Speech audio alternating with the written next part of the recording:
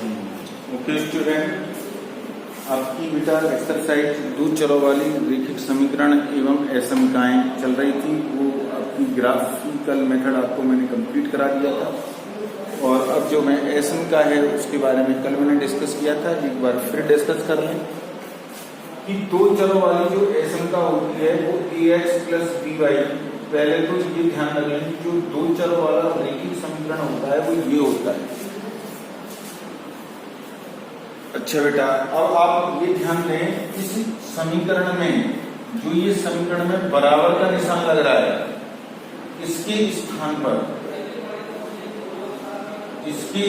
पर less than छोटा है, ग्रेटर देन बड़ा है, छोटा या बराबर है,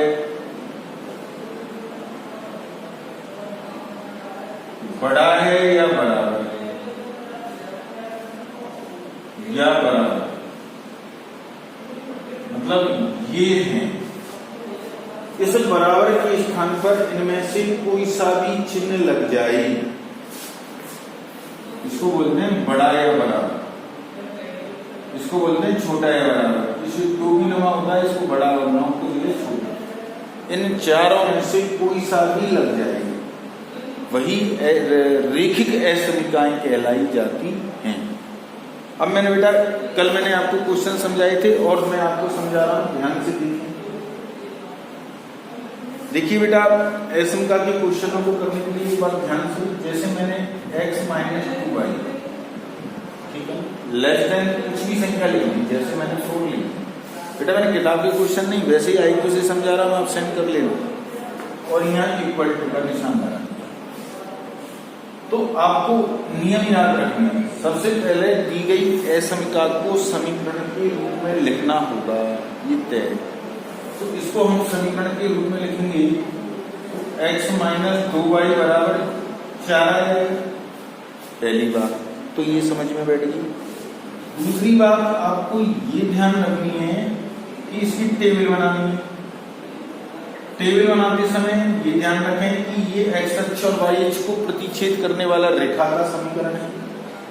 अब x और y,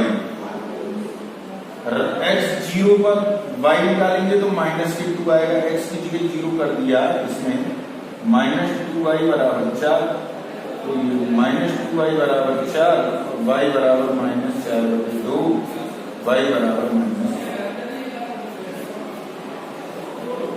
x 0 पर y की वैल्यू तो आ रही है आपकी -2 और y 0 पर ये 0 कर दिया, ये आ रही है 4।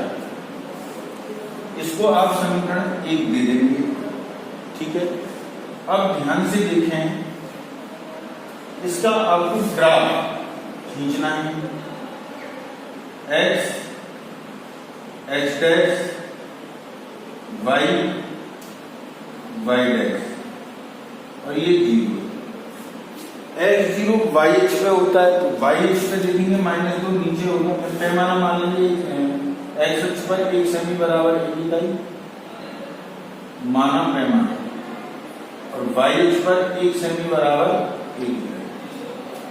x 0 y अक्ष पे होता है, y पे -2 दे देंगे, y 0 जो होगा वो x अक्ष पे होगा, x अक्ष पे दे देंगे 4,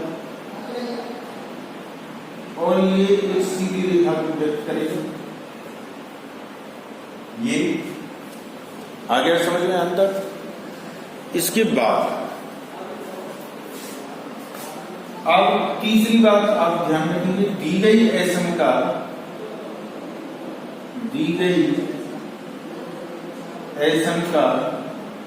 में मूल बिंदु 0,0 रखें, ये रखना पड़ेगा हर सवाल, ठीक है।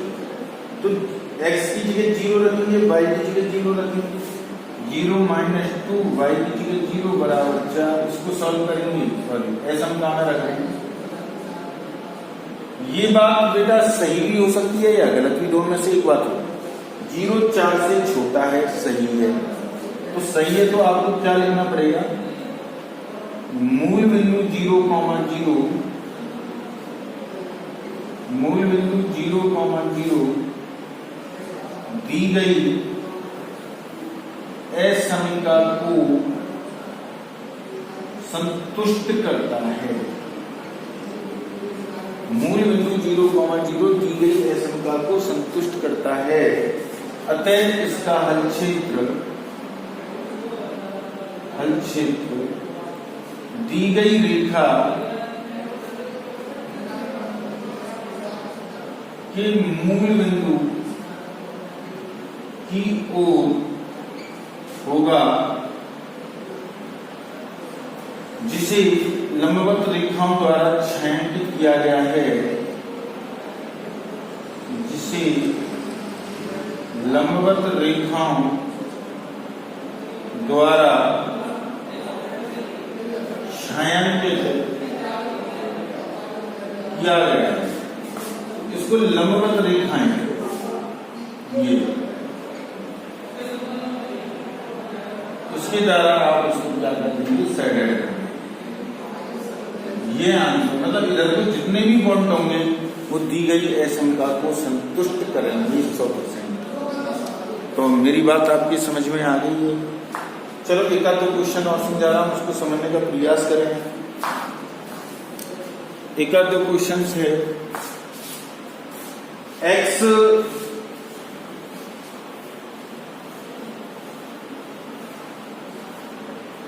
Less than equal to 2। ये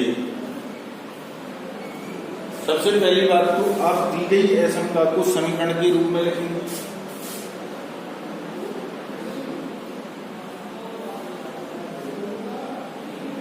एस समीकरण को समीकरण के रूप में, तो x इक्वल टू 2 दिया जाएगा, और x इक्वल टू 2 का मतलब है ये x अक्ष है और ये y अक्ष है। x बराबर 2, 1 और ये 2, इस पर हम रेखा खींचेंगे। x इसमें y नहीं है तो y अक्ष के पैरेलल आएगी रेखा, इसको डायरेक्ट हम खींच लेंगे, y एक्सिस के पैरेलल, y अक्ष के पैरेलल रेखा प्राप्त होगी। तीसरा, दी गई एस समीकरण में 0,0 रखेंगे।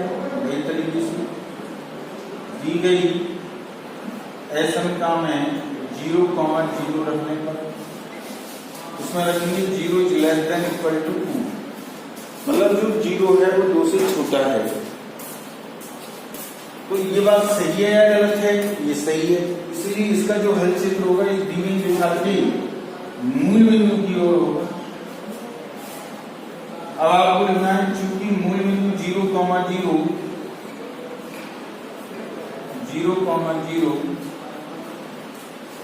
दी गई एस समीकरण को संतुष्ट करता है, अतः इसका क्षेत्र दी गई रेखा के मूल बिंदु की ओर होगा। अतः इसका हल क्षेत्र दी गई रेखा के मूल बिंदु की ओर होगा, इधर को छायांकित होगा। तो इस अब y आ जाए तो रेखा y आ जाती है तो x अक्ष के पैरेलल हो जाएगा। इस टाइप के क्वेश्चन आप निकाल सकते हैं। अब मैं आपको नेक्स्ट क्वेश्चन बता रहा हूं, थोड़ा ध्यान दें।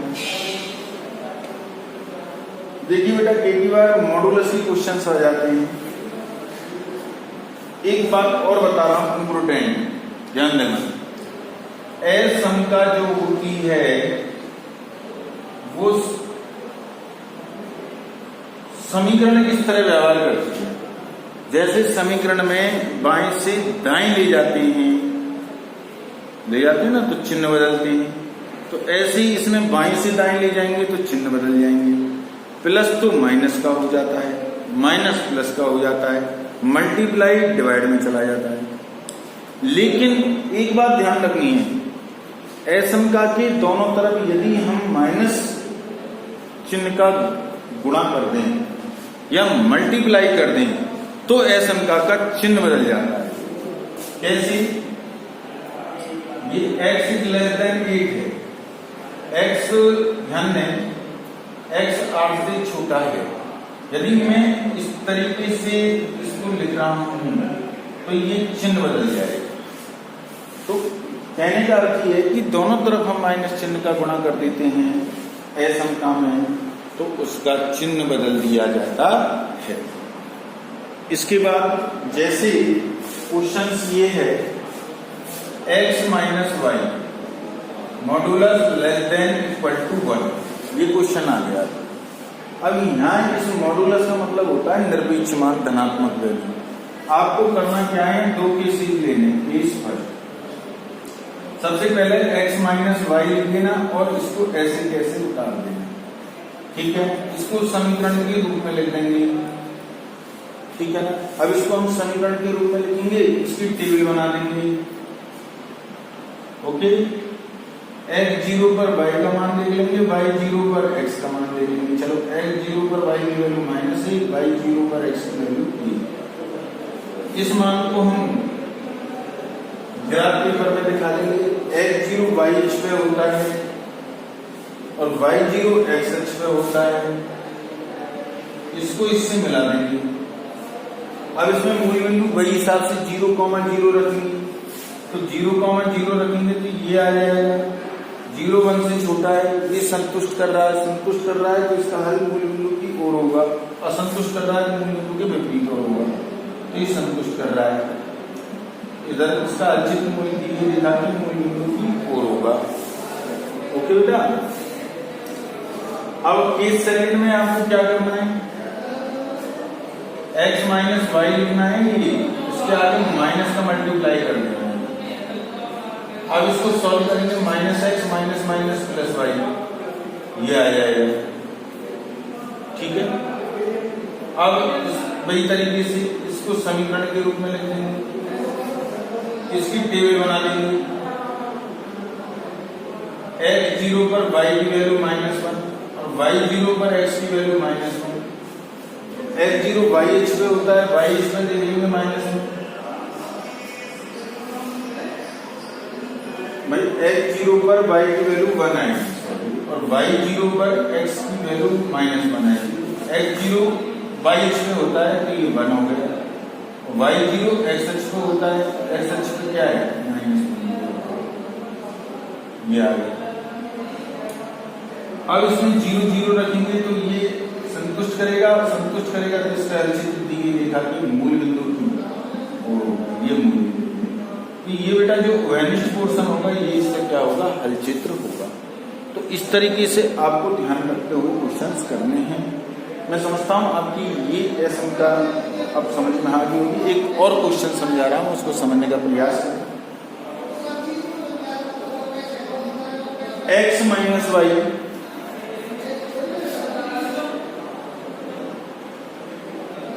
ये यहाँ बेटा एक दिक्कत आएगी, क्योंकि इसमें हम ये देख रहे हैं कि चलो -2y लिख देता हूँ, इसको समीकरण के रूप में लिखेंगे तो x माइनस 2y बराबर 0। इसकी टेबल बनाएंगे तो x बराबर 2y, x और y, x0 पर y की वैल्यू 0 आएगी, y इक्वल टू 1 रखेंगे तो x इक्वल टू 2 और इसका ग्राफ कीजिए, ये यहाँ आएगा 0,0, x इक्वल टू 2 पे y इक्वल टू 1 और इस तरीके से इसको मिलाएंगे कि ये लाइन प्राप्त हो जाएगी। अब हम दी गई असमता में मूल बिंदु 0,0 रखेंगे तो इसका क्या अर्थ होगा, कुछ नहीं समझ पा रहे हैं हम। इसलिए हम जो मूल बिंदु से होकर रेखा गुजरती है उसको 1,1 से संतुष्ट करके देख लेना, बिंदु 1,1 से। तो 1,1 रखेंगे, इसमें x की जगह 1 -2y, y की जगह 1, तो ये -1 प्लस है। क्या ये -1 0 से छोटा होता है? यस, 0 बड़ा है, इसका मतलब ये सत्य है। जब सत्य है तो जो इसका हलचित्र होगा इसके लेफ्ट हैंड साइड में होगा। सही बात है तो लेफ्ट हैंड साइड में, गलत बात है तो राइट हैंड साइड में। तो लेफ्ट हैंड साइड में लंबवत रेखाओं के द्वारा इसको छायांकित कर दिया जाता है। इस तरीके से हम असमता के क्वेश्चनों को आप कर लेंगे। और जो विविध प्रश्नावली है उसमें का तो क्वेश्चन आपको उसमें आते हैं तो उसको करने का प्रयास करें एज ए 9th क्लास, जो 9th क्लास में आपने करी थी वो थी। और एसएम का वाले क्वेश्चंस मैंने आपको क्लियर कर दिए हैं। ओके बेटा, थैंक यू।